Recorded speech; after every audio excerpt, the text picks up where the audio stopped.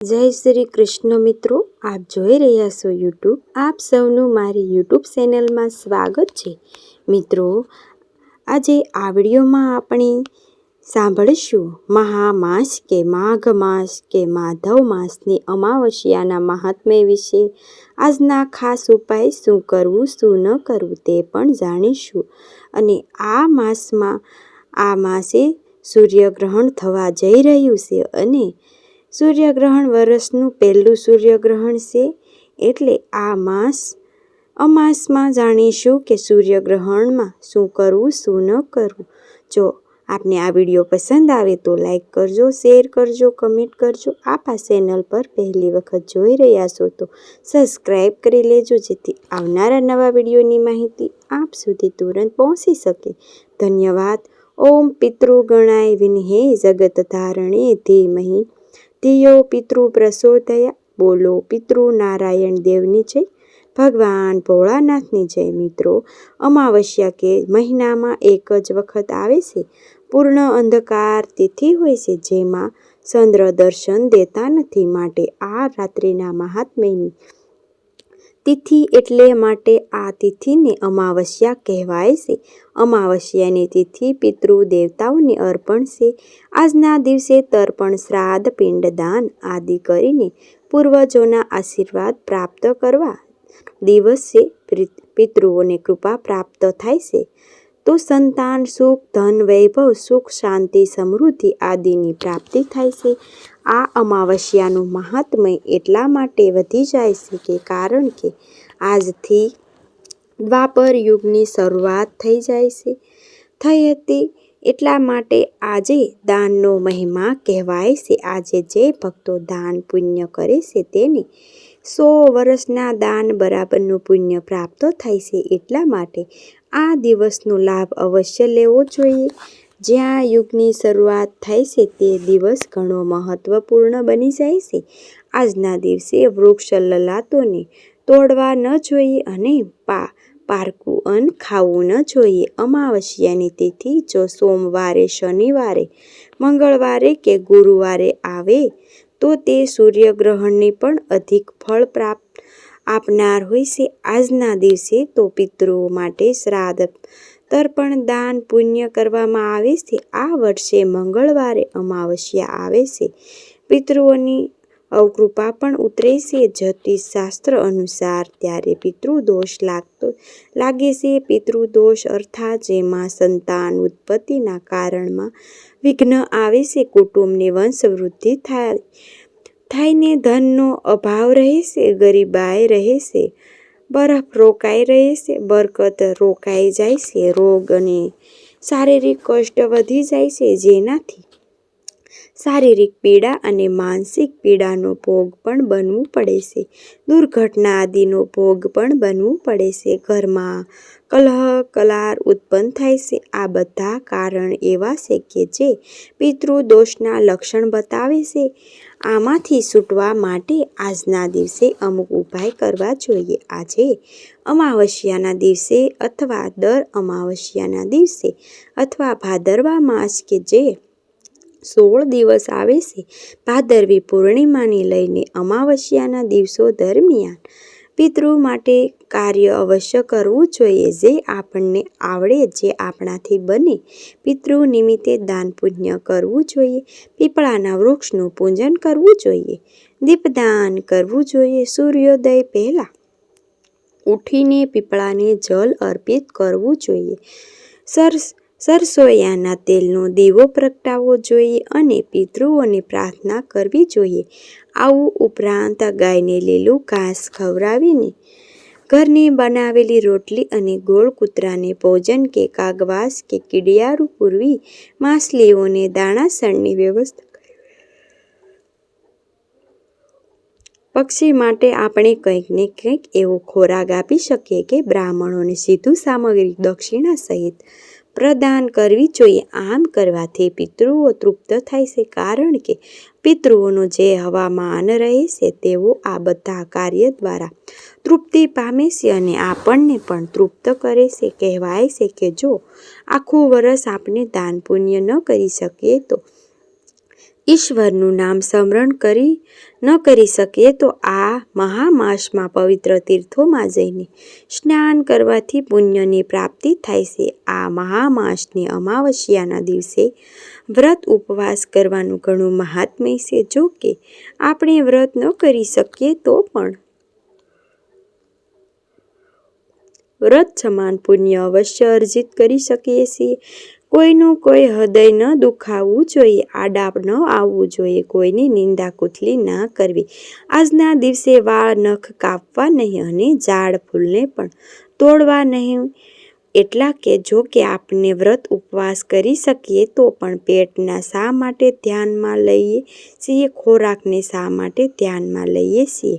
વ્રત ઉપવાસ તો બીજી રીતે પણ થાય છે, જેમ કે આપણા મોહ માયા અહંકાર છે તેમાં પણ થોડા કમી કરવી જોઈએ.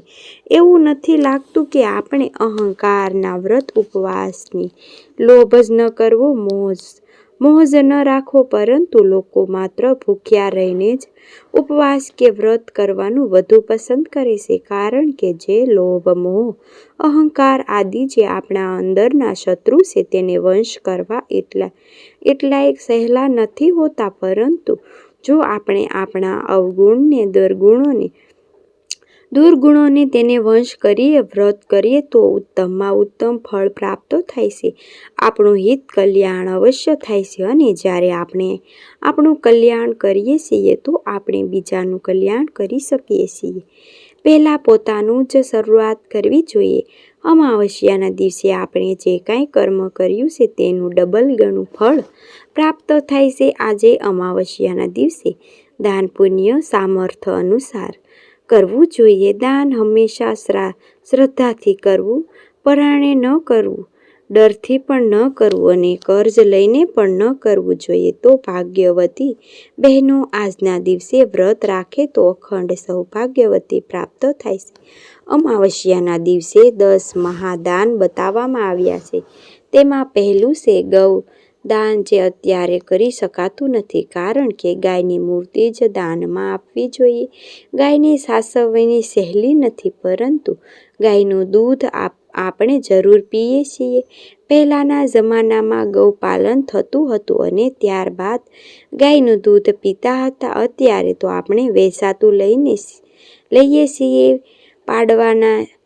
પાડવાની જરૂરત નથી, સેવા કરવાની પણ શું જરૂર છે. આજે વસ્તુ તેના કારણે જ આપણા શરીરમાં ગાયનું, ભેંસનું દૂધ બરાબર પચતું નથી. કારણ કે જો આપણે ગૌ માતાની સેવા કરીએ તો તેનું દૂધ ગ્રહણ કરીશું તો તેમાં આ ગાય માતાની સાથે આપણું જ એક મેઘ છે, તેમાં કારણે પૌષ્ટિકતા વધી જાય છે. પરંતુ અત્યારનો આધુનિક યુગની તો વાત જ અલગ છે.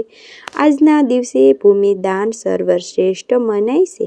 જો શક્તિ હોય તો કાળા તલનું દાન આપી શકાય છે, ઘઉંનું દાન આપી શકાય છે, ઘીનું દાન, વસ્ત્રનું દાન, જૂતા, ચપ્પલ, છત્રીનું દાન આપી શકાય છે, ધાન્ય દાન આપી શકાય છે, ગોળનું દાન આપી શકાય છે, ચાંદીનું દાન, નમકનું દાન પણ ઉત્તમ છે. આજના દિવસે ત્રાંબાના લોટામાં જલ ભરીને તેમાં કાળા તલની સપટી નાખીને તેમાં પુષ્પની 2 પાંખડીઓ લઈને કંકુ થોડુંક સપટી નાખીને સૂર્યનારાયણને અર્ઘ્ય અપાય છે. જો કે 2 હાથની અંજલિ ભરીને સાદા જળને પણ સૂર્યનારાયણને અર્ઘ્ય આપવી જોઈએ.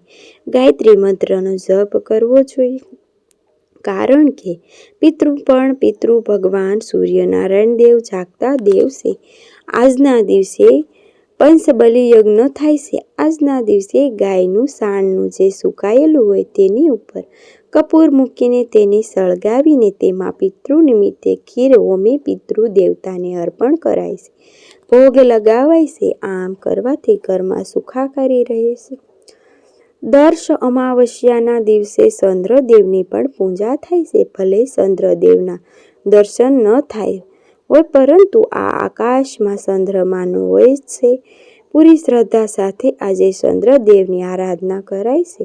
ભગવાન મહાદેવની સાથે દરેક મનોકામના પૂર્ણ પિતૃ માટે પૂજા તર્પણ સ્નાન દાન જપ આદિ પણ ફલદાયી મનાય છે. પૂર્વજો નિમિત્તે અનુષ્ઠાન કરવાથી પરંપરા તેમજ વર્ષોથી ચાલી આવી છે. માટે આ અમાવસ્યાને શ્રાદ્ધ અમાવસ્યા પણ કહેવાય છે. માન્યતા અનુસાર આ અમાવસ્યાના દિવસે લોકો વ્રત જપ કરે છે. વ્રત રાખવાથી સૌભાગ્યવતીની પ્રાપ્તિ થાય છે. ભગવાન શિવ અને પાર્વતી દેવીની પૂજા થાય છે. આજના દિવસે ભગવાન મહાદેવની પૂજા આરાધના કરવાનું જીવનમાં શીતળતા શાંતિ પ્રદાન થાય છે. શાસ્ત્રોમાં કહ્યું છે કે આજના દિવસે પૂર્વજ ધરતી ઉપર આવે છે, પોતાના પરિવારને આશીર્વાદ આપે છે. એટલા માટે જ અમાવસ્યાની તિથિના દિવસે આપણે પૂર્વજો નિમિત્તે કંઈક ને કંઈક દાન પુણ્ય કરીએ છીએ, સ્મરણ કરીએ છીએ. ફોટો રાખવાની જરૂર હોતી નથી ઘરમાં, પરંતુ રાખ્યો હોય તો પણ આજે પૂર્વજો નિમિત્તે દાન પુણ્ય અવશ્ય કરવું જોઈએ, જેથી પૂર્વજોના આશીર્વાદ પ્રાપ્ત થાય. આજની તિથિને પિતૃદોષ મુક્તિ માટે પણ અત્યંત મહત્વપૂર્ણ. જો કે કાલ સર્પ દોષ હોય તો વિશેષ યોગ હોય, અહંકારનો યોગ હોય, આદિ કુંડળીમાં યોગ હોય, તેના સારા પંડિતો બ્રાહ્મણો કુંડળી બતાવીને તેમની વિધિ આજના દિવસે કરી શકાય છે. આજના દિવસે તીર્થોમાં જઈને પવિત્ર નદી કિનારે બેસીને અથવા તળાવના કિનારે બેસીને પિતૃ નિમિત્તે દાન તર્પણ થાય છે. પીપળાના વૃક્ષ નીચે પૂજા થાય છે. તુલસી માતાજીની પૂજા થાય છે. કેરિયરમાં જે આર્થિક સ્થિતિ પરેશાની હોય, પરિવારમાં કલહ રહેતો હોય, આપણા ઈષ્ટદેવની પિતૃ માટે પણ તો દુઃખ નિવારણ અવશ્ય થાય છે.